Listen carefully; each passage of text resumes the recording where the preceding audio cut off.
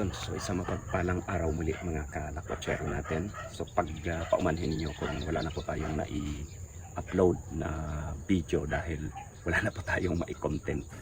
Na wala kasi akong wala na po hindi na po ako gumagawa ng mga freezer at aircon. Unang-una dahil walang nagpapagawa. So ngayon nag-ship po tayo ng may mapapanood pa rin po tayo bagong content. Siyempre same ako pa rin ito, si Lakwachero pa rin, pero bagong content po tayo, no? Ang i-content po natin ngayon ay tungkol po sa farming, no? Iba't ibang klase po, iba't ibang uri ng pagpa-farming ang ating pong i-content, no? Ngayon nag-ship po ako ng ng content dahil parang doon na rin po ako nagkakahilig ngayon, yung pagpa-farming. At meron na tayo ngayong i-content, no, bago nating pagkakaabalahan o pinagkakaabalahan. Hindi ko lang na videohan yung mula ng simula nito pong aming project. So ito yung pagki-crayfish. Kung may idea po kayo o may alam po kayo sa crayfish, so ito po yung ating bibidyohan ngayon, o ito po yung ating gagawing content ngayon para po dun sa mga gustong mag-farming ay may mga idea kayo kung paano po ito mula sa tawag dito, mula sa hilig, kung paano natin ito pagkakitaan. So sa ngayon, ito muna yung ating sisimulan. Ayan, kaya meron ako rito kasi ito po yung may maliit po tayo na pond dito, no, fish pond para sa ating crayfish. Yan. Sayang hindi ko na kasi hindi ko na akalain na makakapag-video pa ulit ako, no. So sayang hindi na umpisahan kung paano namin ginawa. Siyempre gumawa muna kami ng pond, ayan, and then papaano po ang magiging sistema ng crayfish. So sa susunod na video ay ating pong tatalakayin yan. Sa ngayon, ito po yung ating pinagkakaabalahan ngayon, ang crayfish,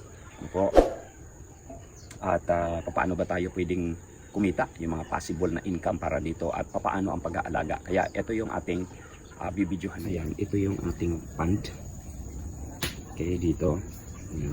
Sa ngayon, kararating lang kasi nitong crayfish na ito. So, 1 linggo pa lang ito rito. Mag-1 linggo, ilang araw pa lang actually.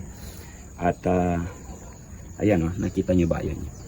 So, doon sa mga wala pang idea o wala pang magtatanong, ano ba yung crayfish? Ayan. So, mamaya makikita ninyo dahil magpapakain tayo ng konti ngayon. Paano ang crayfish? Dito muna tayo sa sit-up ng ating pond. Ayan. So, ang sit-up po ng ating pond ay ganito lang pong ginawa namin. Ayan. So, nilagyan ko lang siya ng bubong din, ng shade. Ayan, bakit nga pala meron ditong maliit? No? Itong maliit na to, ang bala kasi namin dito is kapag nanganak na itong napisa na yung mga itlog ng craylings natin, ng mga inahin natin, no, ay dito natin ilalagay. Yan, hindi pagsasama-samahin dito kasi kinakain nila yung ating maliliit, yung craylings natin. Kaya yung mga maliliit nilang anak, kakainin nila yan. So kaya dito natin ilalagay kapag nanganak na. Okay, so and then saka namin dito dudugtungan kapag yung mga nanggaling dito na medyo malalaki na, dito naman natin ililipat. So itong mga natin, mga paitlogin natin, dito lang talaga sila, mga lalaki at babae. Okay, so yan po yung naging sit up namin sa ngayon. Okay, so sige, pakainin na natin ito. Tingnan nyo, di ba wala pang lumabas dyan, pero dito yung isa na to may sipit dyan, no? Di ba? So bigyan na natin ng pagkain ito. Umpisa natin. Ang kanilang pagkain, ito lang yan, no? Tapos sobrang lang, pakunti-kunti lang ang ating pagkain. Tapos meron pa kami diyang kangkong na nilalagay. Ayan, tabas-tabas na kasi kinakain din po nila yung mga gulay.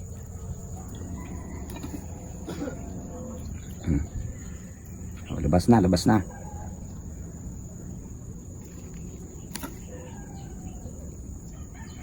Ayaw yata lumabas. Dito tayo. Ayaw lumabas. So ayaw pa lumabas, baka maya-maya pa ito. Ang pagpapakain, no, mapapansin naman natin kapag lumabas sila sa kanilang mga taguan, yun, gusto mo na nilang kumain, no, kaya bibigyan na natin sila ng pagkain. So ngayon ayaw pa nilang lumabas. O yun, meron din dito. Kaya naglabasan na, o yun na, o. Nakaamoy na ng pagkain, o. Yan na, o diba? Nakaamoy na sila ng pagkain. Kaya lumabas na. Dito sa kabilang gilid, lagyan natin yan. Ganyan lang pagpapakain dito. Pakunti-kunti lang siya. Yan. Diba? O patak-patak lang. Para hindi mabigla. Ito, bakit to? Ah, buhay pala. Yan oh. So pati mga isda, piyesta. Yun, laki niyang isa na yan oh.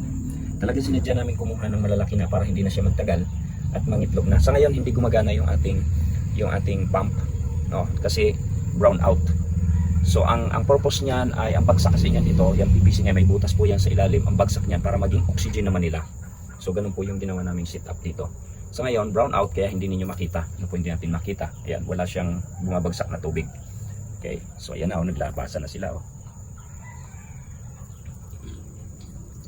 Naglabasan na. Dito maglagay pa tayo dito. Ayan. Ayan na oh. Ito malaki to. Ayan, sa susunod pag-usapan natin kung paano natin malalaman ang mga lalaki at babae. Okay, sa ngayon, ito lang muna ang ating isi-share. Ito lang muna ang bibigyan natin ng content. Ayan. Kaya kung sa ating mga kalakwatsero dyan, kung sino yung mga nahihilig mag-farming, so ito na po yun. Ano po, pag-uusapan natin sa susunod, ano po, ay patuloy nyo po suportahan ang ating video dahil bukod dito, ano po ang isi-share namin kung paano ito maparami, mapalaki, ano po, malagaan. So marami po tayo mga content na talaga namang pakikinabangan po ng bawat isa, ano po. So meron po tayo dyan dahil dito sa amin sa Mindoro ngayon ay tag-sibuyas na. So sa susunod na araw ay pupunta tayo dyan sa mga farm ano po at magtatanong-tanong tayo kung paano naman magtanim at paano alagaan ang mga sibuyas. So sa ngayon dito muna tayo, focus muna tayo rito. Okay? Ayan. So ayan, di ba? Kung nakita nyo, di ba? Ayan, naglabasan na sila oh. Ganyan lang po ang lumabas na sila sa kanilang mga taguan para kumain. Dito sa kabila, ayan o. Ayan, ganyan lang po pagpapakain dito. Ayan, pakunti-kunti lang talaga siya. So, ayan. So, yung mga dahon-dahon na ano na yan, yung mga dahon na patay na nasa ilalim, kinakain din po nila yan. Ito, nag-aagawan sila rito. Nagsisiksikan sila rito.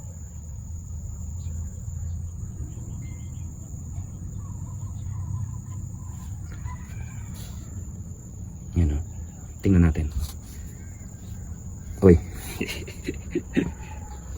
Laki nito o. Yan, kita nyo ba? Kita ba mga kalakwatsero? Dito tayo. Dito tayo mapakain sa medyo malawak. Yan o. Kanya-kanyang diskarte na sila dyan. Pati yung mga isda.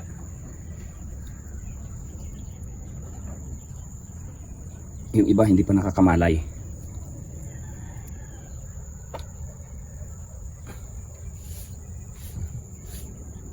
Ito ang dami oh.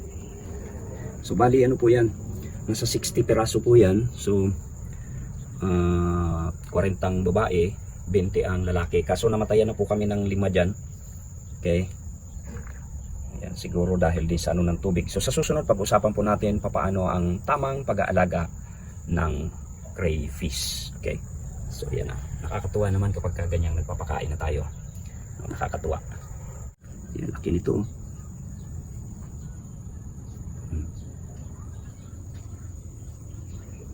So pagpapakain po nito ano lang, umaga, hapon lang, gabi lang. So ngayon, idadayet po namin sila, hindi na namin sila masyadong pakakainin kapag kaaraw. So sa gabi kasi nagtatago lang naman sila kapag araw. Pag gabi naman, doon naman natin sila pakakainin sa hapon. Hapon, umaga lang po, pakunti-kunti lang talagang pagpapakain sa kanila. Yan oh. Nakakatuwa, di ba? Dami oh. Yung iba niya nandoon pa, nakatago pa. So may mga bato rin kami rito para yung iba, no, kapag nandito sa gitna ay pwede pa rin silang magtago dyan. Okay, so yun lang mga kalakwatsero natin. Sana ipatuloy po ninyong suportahan ang aking video. Lalo na ngayon na nag-ship po tayo ng ibang content at magpapatuloy na po ito, no, ang diskarte sa pagpa-farm, ano po, sa pagpa-farming. Talaga namang mayroong pera sa pagpa-farming, ano po. Okay, dito sa amin sa Mindoro, marami po ditong umangat o banda ang buhay dahil po sa pagpa-farming. Lalo ngayon, panahon po ngayon ng tagsibuyas. So sa susunod na video natin, okay, ay ang i-content ko po ay kung paano magtanim, mag-alaga ng sibuyas. Baka kasi maibigan din ninyo sa ating mga kalakwatsero dyan, maibigan ninyo na gano'n ang maging kung meron kayong maliit na taniman dyan na gusto nyo magtanim ng sibuyas, so at least malaman natin kung paano magtanim. Okay, so yun lang mga kalakwatsero, salamat muli. At kung hindi ka pa nakapag-subscribe, huwag mong kalimutang pindutin ang subscribe button at Syempre, like and share na rin po para sa ating mga ibang kalakwatsero na gustong mag-farm. Okay, so yun lang mga kalakwatsero, and God bless.